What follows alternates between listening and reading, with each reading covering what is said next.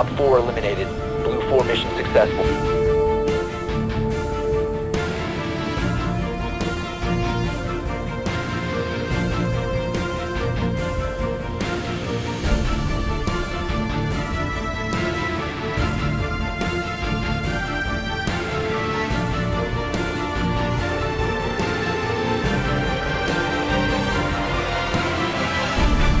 Hello, it's the Gaming Gentleman, member of the official We Game Here and association with Extreme Xbox Gamers. In this video, we're talking about Rainbow Six Siege impressions. Now, I'm very excited, and I know you guys have played this as well. There's a lot of codes going around at the moment, and this beta is running from the 26th to the 1st of October. Now, there's lots of codes going around on the social media, Twitter, Facebook, so you can pretty much find a code anywhere you look. But if you have not played Rainbow Six Siege, message me and I'll have a few codes spare. So don't be afraid to do that. So let's start off with a history lesson. Rainbow Six. Now, Rainbow Six is a long-running franchise, and it's been going on since I think it was on Windows first, and then went to, I think it was 1998. I think that's right, and it's been running since today, so it's been running for a long time, and each game is quite successful. A lot of people remember when they first ever played a Rainbow Six game. It's very tactical, and you play as a counter-terrorist unit. Now, this is Rainbow Six is based off the novel of Tom Clancy, and that's how it pretty much started. So now the latest installment is called Rainbow Six Siege. Now, this is very different.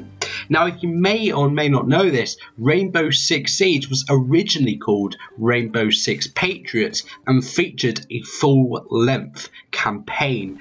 Unfortunately, they scrapped the campaign, or whatever you like to view upon this, they scrapped the campaign in order to be online and multiplayer focused. Good or bad, leave it in the comments. Now, the gameplay of Rainbow Six Siege. And now, from what I've played, and there's two modes currently in the beta. You've got the multiplayer, which is 5v5 enemy players, which is really fun to do, and it is the sort of proper way to experience Rainbow Six Siege. You also have Terrorist Hunt, which is the 5 again, but this time with about I think it's 20 or 15 enemy AI, so it doubled the fun, and it is quite very funny and very hard and challenging as well. So it's both modes are equally as good. Now, of course, Rainbow Six Siege is not just going to have two modes. There's lots of modes to come. Now, at E3, when they first showed this off, we were shown the hostage mode, which looked fantastic, and unfortunately we did not get to play that, or I don't think that's coming until the full game releases, but there's a lot of modes to come. Now, the gameplay itself is quite slow paced. I would say it's very slow paced from your typical first person shooters, and it's very tactical as well, more a realistic feel to it, and that's what I kind of really like. Now, even though the movement is slow paced, the rounds and the actual match is quite fast. It's very quite fast matches. You get into a match very quickly, and you go on to the next one and the next one, and it's very fast that way, but then again, the movement is quite slow at times. So you have different the mechanics. You have different weapons. I think, as you can see here, I'm using the shotgun. I'm not a weapons expert, so correct me if I'm wrong. I think you got an MP4 as well, and a handgun as well. And the attackers have breaching charges, a detonator, a grenade, a flash grenade if they would like to use that, and you can also use toxic grenades as well. And depending on what operator you use, now this is something I should have mentioned earlier, you have different operators. Now, these are basically different classes that have a different specific thing, not game changing. For example, I've only unlocked 2 operators playing the beta. I've unlocked an attacker called Sledge. Now, he is like a normal recruit, except he has a sledgehammer which you can literally break down most of the walls, which is really fun. It's not game changing, but it is fun. And I also have a defender called Smoke, which you may have guessed. He throws toxic grenades all over the place.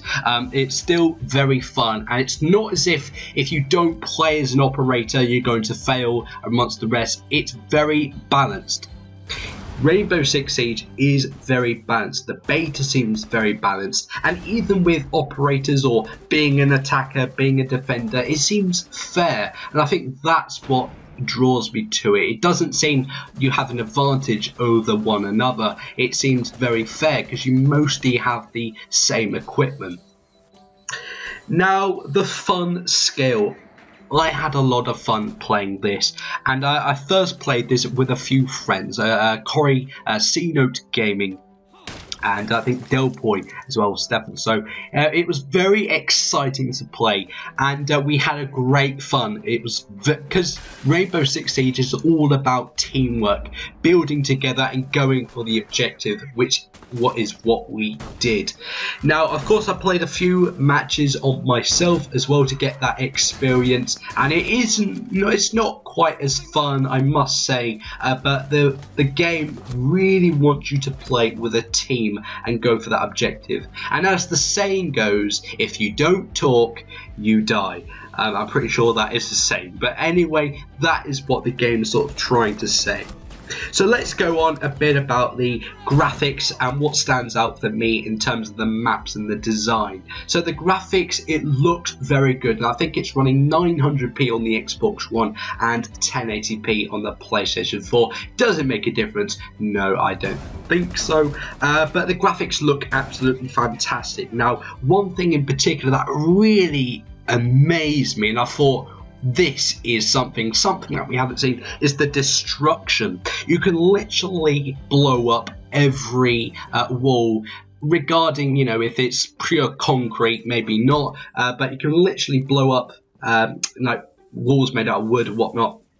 You can blow up pretty much everything, and everything is really destructible. And what is really great, so for example, if you're playing the defenders, when you have to defend a room, it's not if they're going to go through the doorways. They can go through the ceiling, above, through the walls. They can pretty much get you however they like, and this adds to the tensity of the game. It's very gripping, and you have to watch everywhere. I mean everywhere, and that's what I really like about it.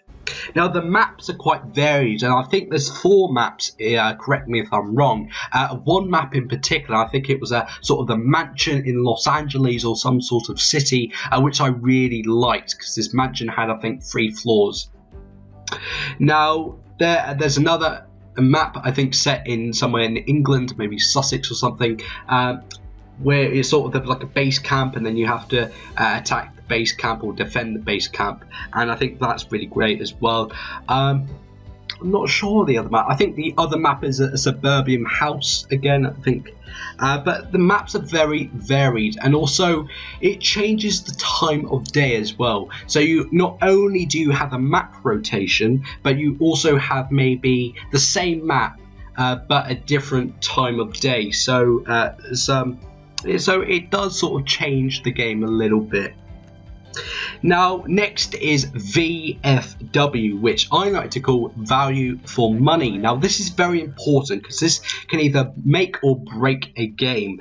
Now, a game that has value for money for me is The Witcher 3 and the upcoming Halo 5, because that has 30, not The Witcher 3, Halo 5, has 30 multiplayer maps. So that is pretty much value for money. Now, I read somewhere where Rainbow Six Siege was going to launch with 11 maps for the same price as a full price game for about $60 or £50, whatever you like to look at it.